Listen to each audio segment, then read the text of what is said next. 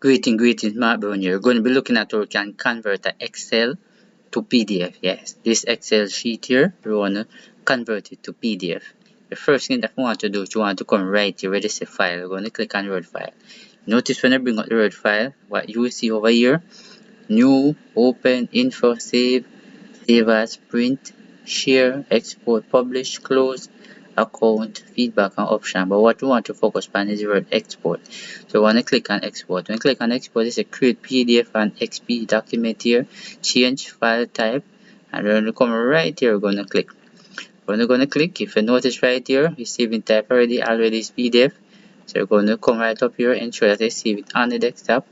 And then if you notice right here, you give an option. So when you click on the option right here, sure that you can actually select page right here, section, right from the entire worksheet right here, and then you can click OK, and then right down here you have cancel, you have publish, you click on the word publish.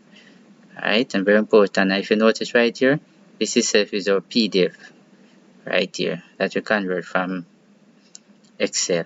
So very important here, how we can actually do that. So if you have learned something from this video here, give it a thumbs up, write a comment, and how this video had enhanced your learning. Thanks for watching. See you in the next video.